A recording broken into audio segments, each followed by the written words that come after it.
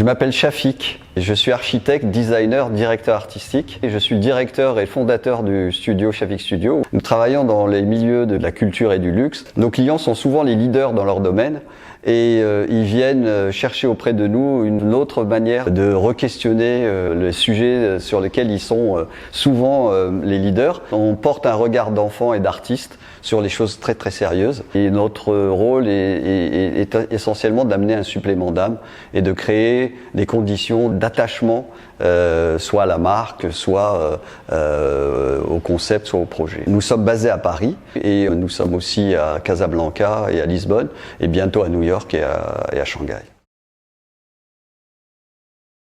Le premier projet en Chine, c'était il y a plus de 12 ans maintenant, lorsque Baccarat m'a demandé de les rejoindre en tant que directeur artistique. Une opportunité s'est présentée dans un emplacement sur le Bund à Shanghai, un emplacement absolument extraordinaire. Et c'est une ancienne maison coloniale sur un jardin immense. Et l'idée, c'était de faire un lieu ouvert 24 heures sur 24, une sorte de destination artistique où on pouvait en permanence vivre une expérience qui lie l'art, l'artisanat, l'art, la culture et surtout qui fait la rencontre entre la culture française et la culture chinoise. Et là l'idée c'était de créer un lieu de rencontre de culture et là on a imaginé un travail absolument incroyable avec un parcours extraordinairement onirique et qui était d'une très grande poésie et c'est là que j'ai pu en profondeur m'intéresser à la culture chinoise et ce qui était intéressant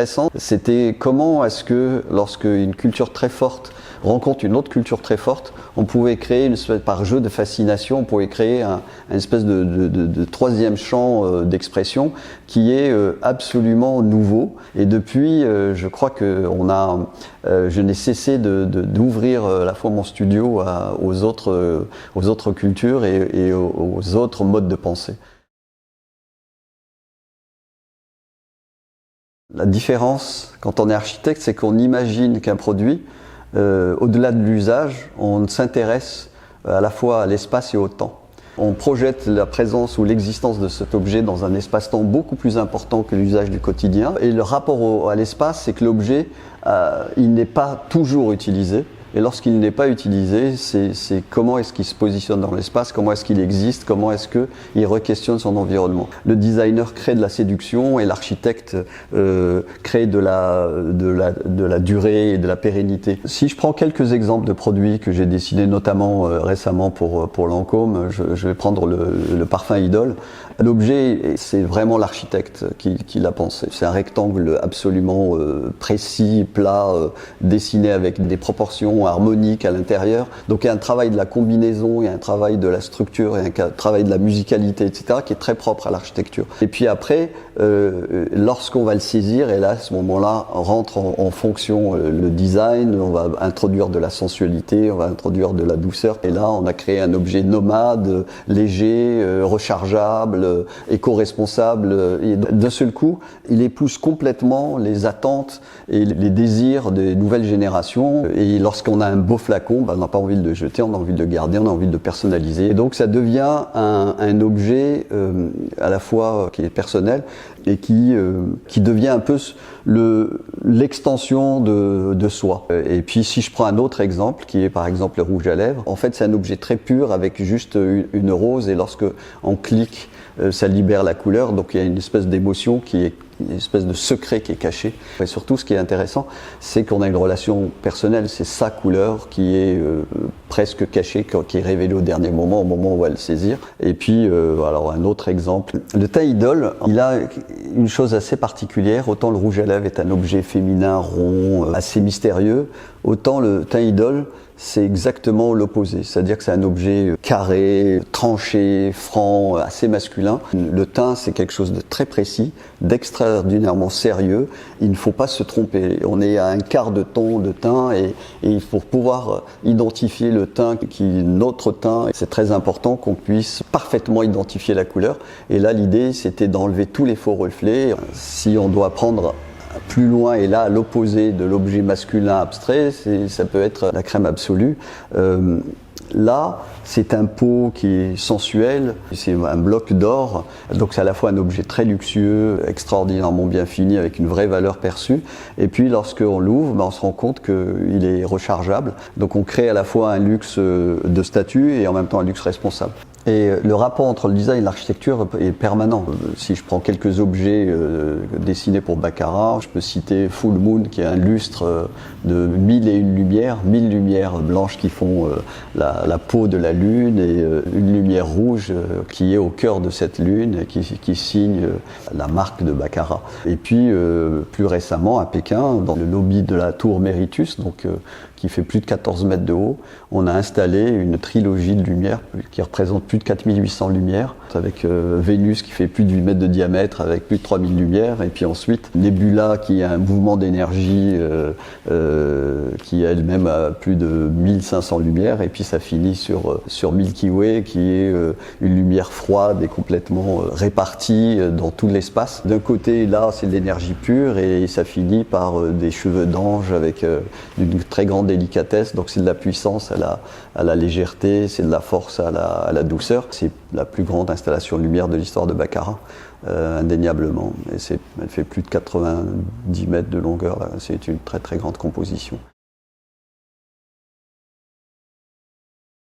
Mon premier projet, c'est un pur hasard, c'était Sephora des Champs-Élysées, parce que j'ai rencontré le fondateur qui cherchait quelqu'un qui avait une approche pluridisciplinaire, un peu différente, qui ne voulait pas un spécialiste, et quelque part, indirectement, j'ai compris, ou il m'a fait comprendre que être un bon designer, retail designer, c'est de ne pas être un expert du retail design spécifiquement, mais d'être plutôt un expert de l'art de voir le monde, ou d'art de voir les choses autrement, avec différentes disciplines.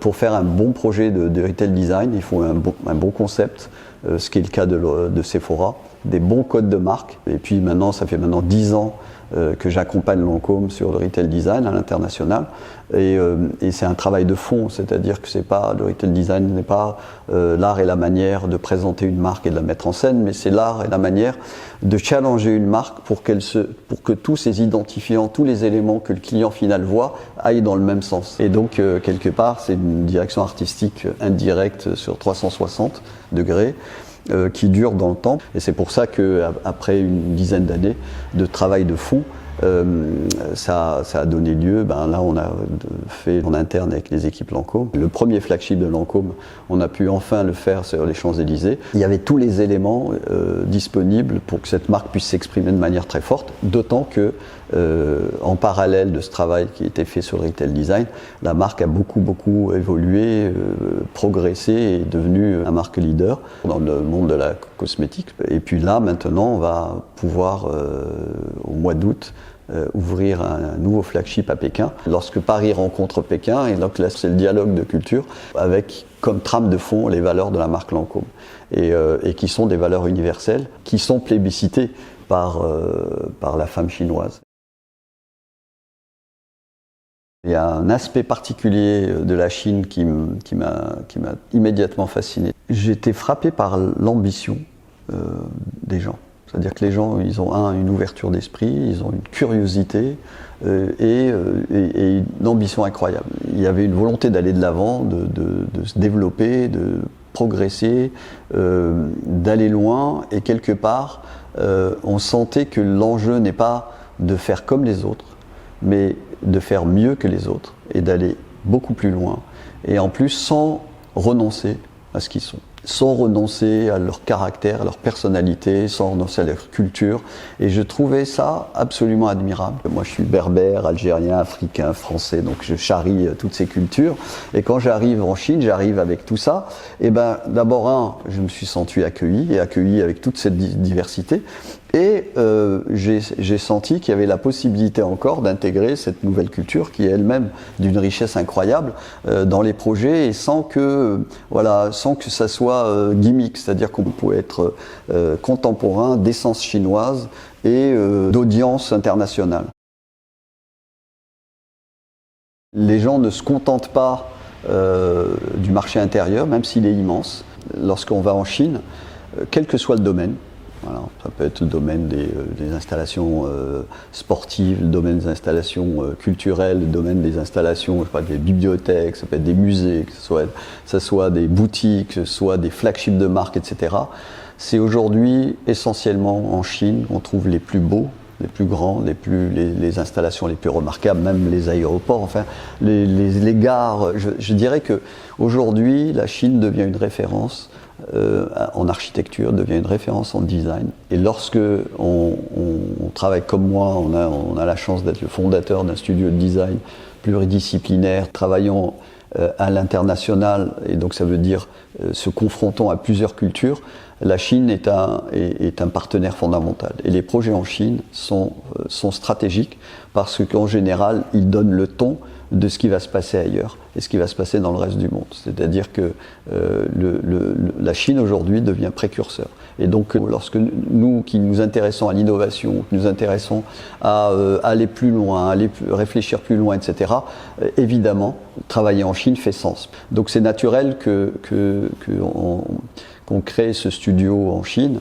Et d'ailleurs, la manière dont on veut le créer, c'est aussi particulier, c'est-à-dire qu'on ne fait pas une transplantation de studio de Paris à Pékin ou à Shanghai, mais c'est de travailler avec des partenaires locaux et avec lesquels on s'associe pour que cette double culture soit même dans l'essence même du studio. Donc Shafik Studio Pékin et Shafik Studio Shanghai auront cette double culture Occident, Extrême-Orient, et un véritable mix culturel. Et l'idée n'est pas de mélanger les cultures, mais l'idée c'est de respecter les cultures, et on les respecte mieux en les connaissant, on respecte mieux en intégrant et en travaillant avec les gens qui comprennent fondamentalement ces cultures. Le studio, il est fait un peu à mon image. Et c'est-à-dire que j'ai une approche pluridisciplinaire, j'ai une approche qui va du poète à l'ingénieur et qui va du designer à l'architecte. Et donc lorsqu'on a toutes ces dimensions-là, et que finalement mon studio à Paris, on est une douzaine de talents qui représentent l'ensemble de ces compétences, et avec toujours un regard transversal, c'est-à-dire la personne qui est enfermée dans sa discipline, chacun s'ouvre à la discipline des autres. Pourquoi ? Parce qu'à la fin, on crée une expérience globale et on veut que ça reste une forme de rêve du début jusqu'à la fin. Et donc quand on travaille avec des marques, on essaye d'imaginer un rêve ensemble.